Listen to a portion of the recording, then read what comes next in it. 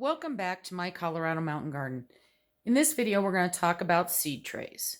In the last video I did on seed starting mixes, I told you all about using the pod trays.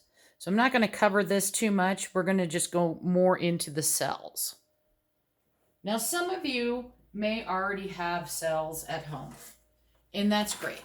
They might be in a total big tray like this, and then there's a dome that goes over the top. I like to cut my trays into sixes.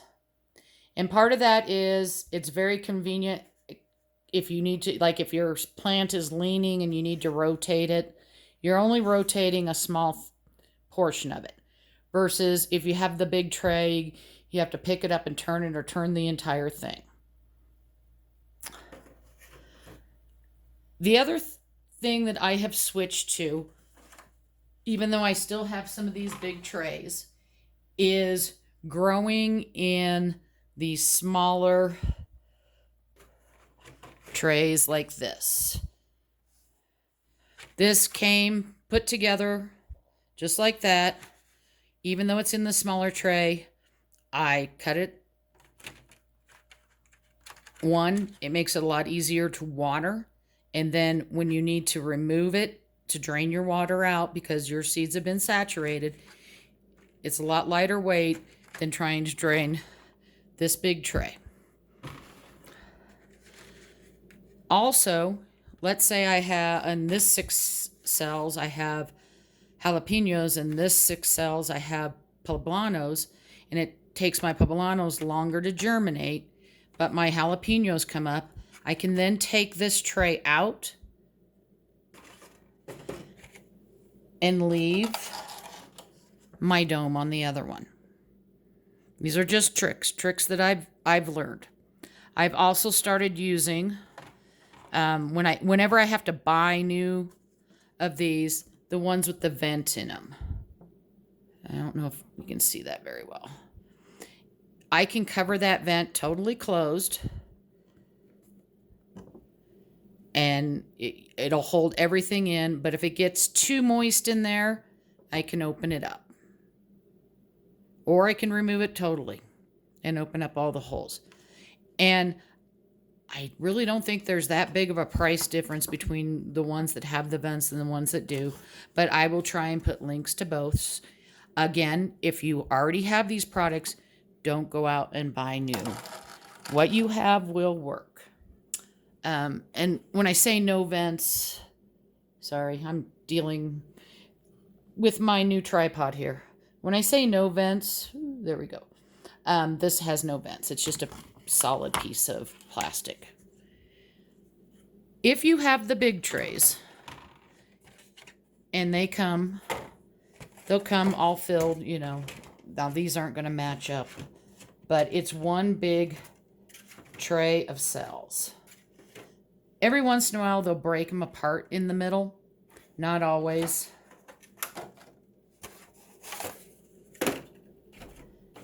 You get the idea. And again, if you have a dome all the way over the top of this, and a bunch of your seeds start germinating faster, because what you want to do, as soon as they pop the soil, you want to get them out from under that dome. They don't need to be there. It can cause other problems as far as dampening off and things like that. So you can pull out just this set. The other reason, and we'll go through that, I mark the sides of my trays with masking tape versus trying to put little sticks in every cell. While I do have a fairly big garden, it's not that big. And so I might have different types of seeds growing. And so I mark the side. I don't like the sticks. They get in the way. And we're going to go through a lot of that as we start planting. But you can see how easy, and let's say these are leaning. Let's say these were tomatoes, and they're leaning that way. But these ones weren't. Instead of having to revolve this whole thing and be stuck to only being able to do that, or totally flipping it around and still having it fit on your shelves, you can just pull out that cell, turn it around, or do whatever. You can even flop it to a different part of the tray. I don't know. These are just tips and tricks that I've been doing for quite a bit now, and they seem to work for me. Uh, Shout out to anybody out there. If you do this, let me know. I don't know if I'm the only one doing it. Probably not.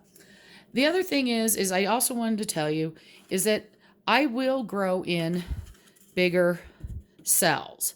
But typically, I like to start, especially with peppers and tomatoes and stuff like that. I like to start in the smaller ones, and those will get up potted into solo cups. And I know a lot of people don't like to use solo cups because, um, you can't recycle them, whatever. I use my solo cups year after year. And as we start getting into that part of the growing season and with my peppers and you see me transplanting, you will see some of mine are very old. The only time I throw one of my solo cups away is if it cracks. But at some point in time, I bought marigolds, and this is a very heavy duty tray. I don't like having to fill with seed starting mix because it seems to be a little bit more expensive than just potting mix. This whole tray, because it doesn't need that, especially if I'm going to start a flower in here. But I want to encourage you to recycle, reuse. If you do buy stuff, keep it around. They stack pretty well. I think I have 2 of these this size. If I had bought more, you can see, oops, actually, I got turned around. They stack down. And if you see wet, it's just because I cleaned the dust off for the video. So that's just a little tips and tricks and about seed trays. Again, I'll put links down below. If you don't have them, if you have others or you have questions, you can always leave a comment down below and I'll try and get back to you and answer your question. Hope you have a great evening and a great rest of your Friday. And as always, happy gardening.